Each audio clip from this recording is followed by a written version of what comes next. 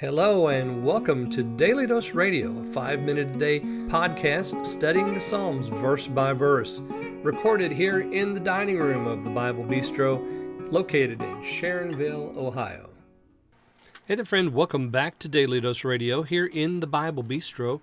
I'm so glad you've come to the Bible Bistro today for a little Bible study. Join me now as we turn to Psalm 41, and we're going to look at verses 8, 9, and 10. And we come to the end of the valley today, the end of the trouble, and we take our step up into prayer there in verse 10. There's lots and lots of good stuff here, or maybe not good stuff. Maybe there's some bad stuff here. Maybe I should say it that way. Let me just read these verses and we'll get started. A wicked thing overwhelms him, which he will not be able to rise up from his couch. Even my friend, I trusted in him, the one who ate my food. He lifted up his heel against me. But you, O Lord, be gracious to me and raise me up, so I will requite them. So this is verses 8 through 10 in Psalm 41. Notice that very first statement, a wicked thing overwhelms him. That's horrible. What darkness that is. A wicked thing. Friend, be careful. Be careful about what you involve yourself in. Verse 6, it said that, may wickedness speak to his heart, and may he gather wickedness to himself. And apparently, the wicked man gathering wickedness to himself, he may have gotten a little bit too much, because it now overwhelms him.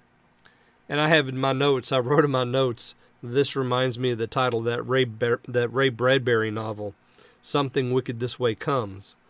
There was that group of circus people that came into the fictional town that Ray Bradbury wrote about, and it infected the entire town. And that's, apparently what's happened here to the wicked, or to the evil man. He's imbibed just a little too much of the wicked thing, and it overwhelmed him. And you notice he's not able to rise up from his couch. Now compare that with verse 3. In verse 3, it's of the blessed man, it said, the Lord will support him upon his sick bed, and he will heal him. But the wicked man, he's gotten just a little bit too much of the opposite thing, and he's not going to be able to get up. Verse 9, and here we have the psalmist now talks about something future. This is prophecy. Even my friend, I trusted in him, the one who ate my food, he lifted up his heel against me. John chapter 13, verses 18 and 19. This speaks of Judas. The friend trusted, lifted up his heel. So now we know that this wicked thing that overwhelms him, we're speaking about Judas Iscariot here. And Judas did have a wicked thing to overwhelm him, didn't he? And he did not rise up from his couch because he went out and hung himself.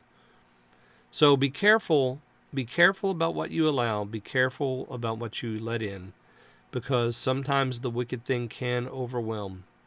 And for the wicked man, there's no remedy. There's no balm.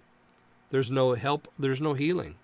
And there's no prayer, because now in verse 10, we see that the blessed man comes out of his trouble, and he prays in verse 10. So we had a prayer in verse 4, O Lord, I have said, be gracious to me, heal my spirit, for I have sinned against you. And then we have a prayer in verse 10, but you, O Lord, be gracious to me and raise me up, so I will requite them. So, again, sounds very much like verse 4, doesn't it? Be gracious. We have, O Lord, even I have said, be gracious, raise me up, and so I will requite them. So the psalmist now prays his prayer again, very much like the first prayer. It's a prayer for grace. It's a prayer for healing. Raise me up. And it's also imprecatory, because he says, I'm going to requite them. Again, this is not one of those prayers that you want to take into your prayer closet. You leave this alone. You leave this with David. You leave this with whoever's praying this prayer in the psalm. Let's just pray for peace and mercy and truth and righteousness to come on people, and not that they would be requited for their evil that they do to us. Leave that in the Lord's hands. Let him take care of vengeance. All right. Well, tomorrow we're going to look at the third step on the other side of the chiasm, and talk about the blessed man again. And so we'll see that tomorrow in verses 11 and 12. And then, of course, the cherry on top is the ending of Book 1, and we'll talk about that tomorrow too. So join me then here on Daily Dose Radio. Thanks for listening to Daily Dose Radio. For more fresh and delicious Bible studies, podcasts, books, and more, check out the Bible Bistro online and on YouTube. Join me again next time for Daily Dose Radio.